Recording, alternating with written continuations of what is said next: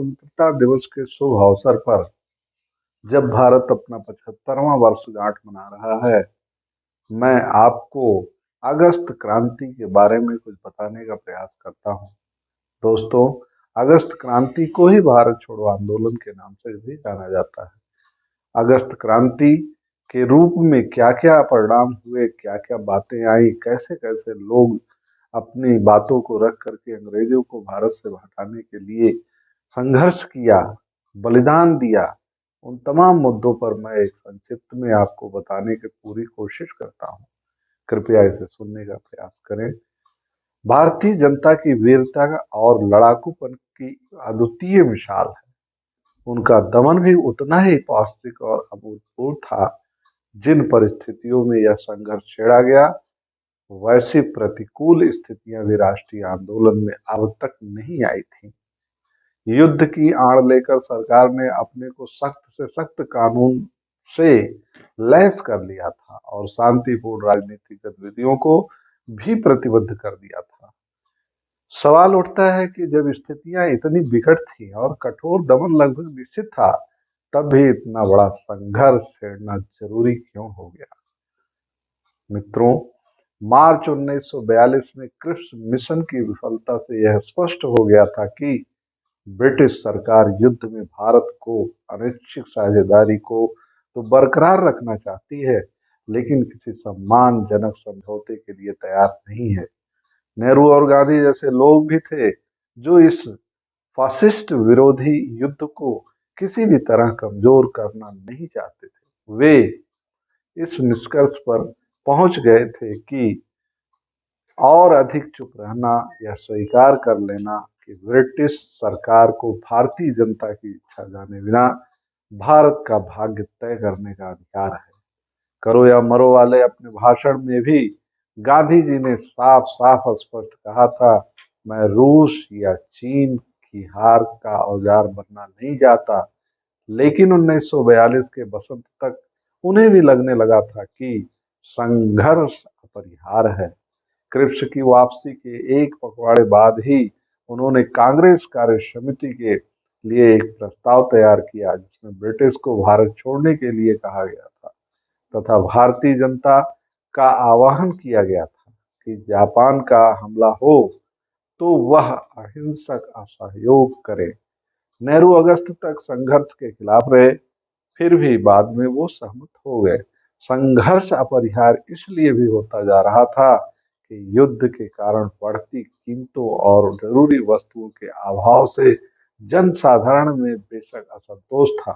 बंगाल और उड़ीसा की नावों को जापानियों द्वारा उसके स्वाभाविक इस्तेमाल को रोकने के लिए सरकार द्वारा जब्त कर लिया गया था, जिससे लोगों को दिक्कत हो रही थी। सिंचाई की नहरों की कमी, जापानी जल परिवहन के लिए इस्तेमाल न कर लें, यह सोचकर नहरों का पानी बहा दिया गया। इस प्रकार दोस्तों, पानी बहा देने से खेत सूखने लगे, मकान मोटर गाड़ियों पर भी सेना का कब्जा कर लिया गया। जनता खुशी खुशी युद्ध में शामिल होती तो भी यह ना करता, लेकिन यहाँ सब कुछ लादा जा रहा था उसके ऊपर। साथ ही उसे ये लग रहा था कि ब्रिटेन की हार होने वाली है। दक्षिण पूर्व एशिया से ब्रिटेन हट गया था और असम बर्मा सीमा में आने वाली रेलगाड़ियां घायल सिपाहियों से भरी होती थी। जब सिंगापुर और रंगून पर फांसीवादी ताकतों का कब्जा हो गया और कलकत्ता पर बम गिराए जाने लगे, तो बहुत तेजी से भगदड़ मच गई। 42 के जून तक और जुलाई तक लगभग 80,000 लोग जमशेदपुर भाग गए और पूर्वी यूपी और बिहार से भाग करके लगभग 1 लाख लोग कानपुर जा पहुंचे। मालवा और बर्मा का ब्रिटिश सरकार ने जिस तरह से खाली किया, उससे भी काफी क्षोभ फैला।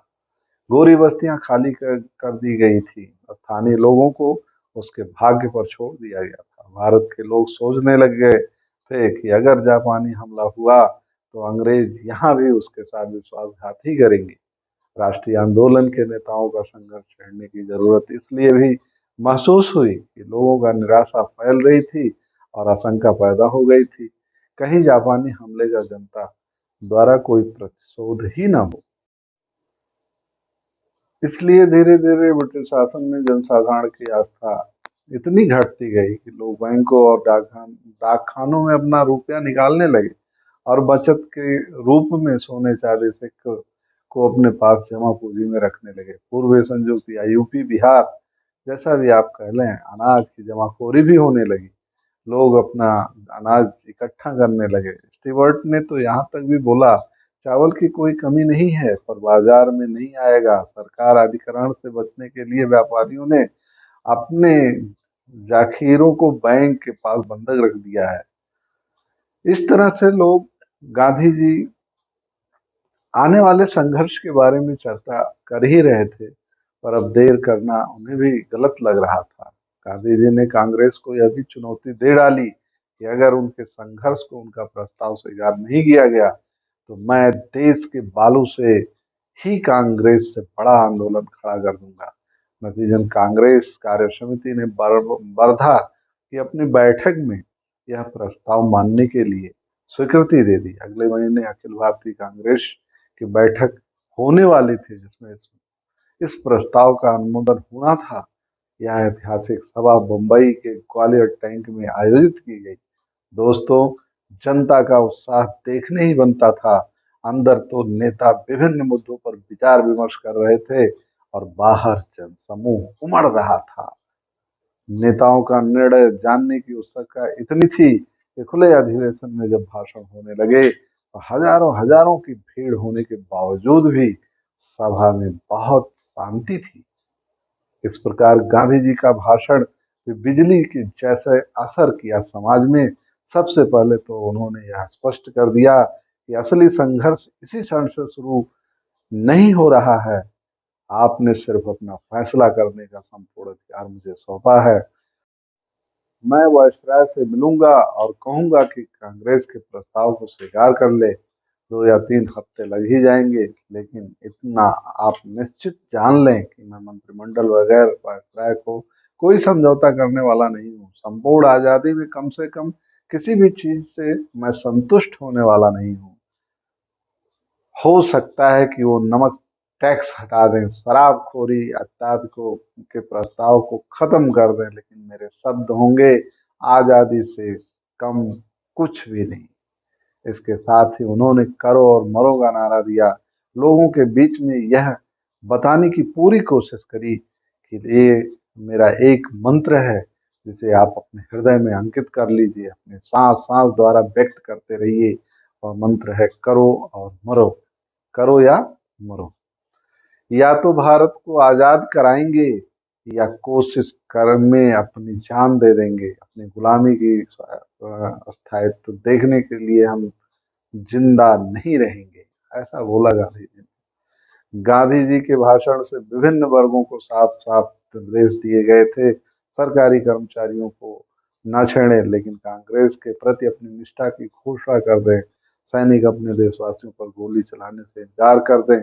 राजा महाराजा भारतीय जनता की प्रभुसत्ता स्वीकार करें और उनकी रियासतों में रहने वाली जनता अपने को भारतीय राष्ट्र का अंग घोषित कर दें। राजाओं का नेतृत्व तभी मंजूर कर लें जब वह अपना भविष्य जनता के साथ। इस प्रकार दोस्तों, गांधी जी के इस वक्तव्य से 9 अगस्त के तड़के ही कांग्रेस के सभी नेताओं को गिरफ्तार कर लिया गया, अज्ञात स्थानों पर भेज दिया गया। सरकार युद्ध के बाद से ही यह कदम उठाने को तैयारी कर रही थी, लेकिन 1940 में ही एक विस्तृत क्रांतिकारी आंदोलन अध्यादेश जारी कर दिया।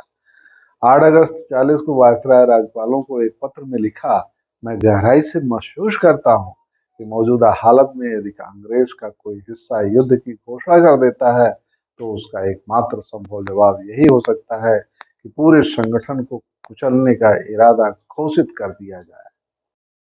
बिहार और यूपी में भी विद्रोह का माहौल बन गया। अगस्त के मध्य तक विद्यार्थियों और राजनीतिक कार्यकर्ताओं के जरिए भी आंदोलन की खबर गांव-गांव पहुंचने लगी। काशी विश्वविद्यालय के छात्रों ने तो भारत छोड़ो का संदेश फैलाने के लिए गांव-गांव जाने लगे, लोगों को इकट्ठा करने लगे और ये उनके नारे थे, थाना जलाओ, स्टेशन फूंक दो, अंग्रेज को भगा भगा दो इत्यादि बोलते गए और कहते गए। उन्होंने रेलगाड़ियों पर राष्ट्रीय ध्वज भी फहरा डाला।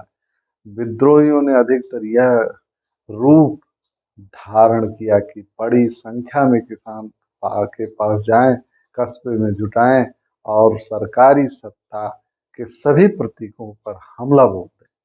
कहीं आग लगा दी जाती थी, कहीं सरकारी अधिकारियों से मुठभेड़ हो जाती थी, दमन होता था, लेकिन इससे जनता का उत्साह कम नहीं हुआ।